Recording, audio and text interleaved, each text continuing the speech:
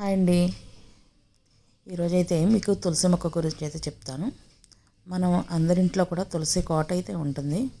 చిన్న అపార్ట్మెంట్ అయినా, పెద్ద అపార్ట్మెంట్ అయినా, చిన్న ఇల్లు అయినా, ఎవరింట్లో అయినా కూడా తులసి కోట అయితే ఉంటుంది. మనం అందరం కూడా తులసి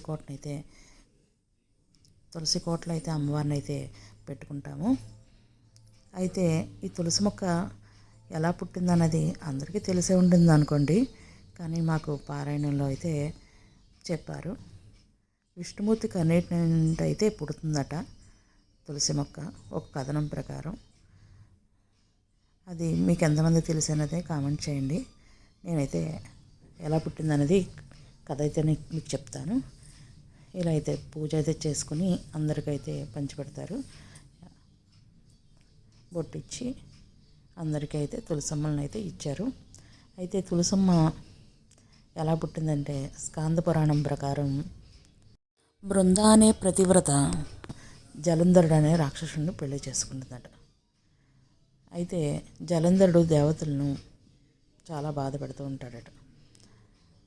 అయితే జలంధరుడు అలా బాధపడుతుంటే విష్ణుమూర్తి మాయవేషంలో వచ్చి జలంధరుడిని అయితే సంహరిస్తాడట. సంహరిస్తుంటే బృంద బాధపడుతూ ఆ కన్నీటి చుక్కలు కూడా తులసమ్మలు అవుతాయంట. అంతేకాదండి, బృంద బాధపడుతుందని విష్ణుమూర్తి కూడా కన్నీటి కారుస్తాడట. ఆమె చాలా పతివ్రత కదా, ఆమె బాధ పెట్టానని చెప్పి ఆయన కూడా కన్నీటి చుక్కలు అయితే కారుస్తారట. ఆ కన్నీటి నుంచి తులసి మాత అయితే పుట్టిందట. మీకు ఎంతవరకు తెలుసు? నాకైతే చిన్న కథ తెలుసండి. కృష్ణుడి అవతారాలు అయితే అన్నీ ఉంటాయండి. ఇలా విష్ణుమూర్తి కన్నీటి నుంచి అయితే పుట్టిందట. నేను ఎప్పుడు వినలేదు, ఇప్పుడే విన్నాను ఫస్ట్ టైము. మీకు చెప్పాలనిపించి ఆ స్టోరీ అయితే మీకు చెప్తున్నాను.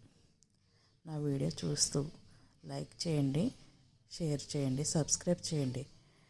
ఇలా అయితే పూజ అయిపోయిన తర్వాత గుడి చుట్టూ ప్రదక్షిణం అయితే చేసాం. చాలా పెద్దగా ఉంటుంది. గోపేశ్వరుడు ఈ శివుడి పేరు. కృష్ణుడు గోపేశ్వరుడి కింద, శివుడు గోపేశ్వరుడి కింద వస్తాడటండి. ఆ స్టోరీ మీకు ఒకసారి చెప్తానులేండి. ఇలా అయితే ప్రదక్షిణం అయితే చేసి అందరికైతే తులసి మొక్కలను అయితే ఇచ్చారండి. విష్ణుమూర్తి కన్నింటి నుంచి పుట్టడం అనేది మాకు అందరికి చాలా ఆశ్చర్యం వేసింది. అందరిని అడిగారు, ఎవరైనా చెప్తారా అని. చూసారా దేవుడు కృష్ణుడు ఎలా ఉన్నాడో? చాలా అందంగా ఉంటాడండి ఇక్కడ కృష్ణుడు. మీరు కూడా రండి ఒకసారి. అందరికైతే ఇచ్చారండి. గోదాదేవిని ఈ నెల రోజులు కూడా పూజ చేసుకుంటాం. కృష్ణుడికి, గోదాదేవికి. కృష్ణుడికి గోదాదేవి మాల కట్టి ఆమె మెళ్ళ వేసుకొని కృష్ణుడికి అలంకరిస్తుందట. మీకు తెలుసు కదా స్టోరీ. గోదాదేవి చూసారా ఎంత అందంగా ఉన్నారో?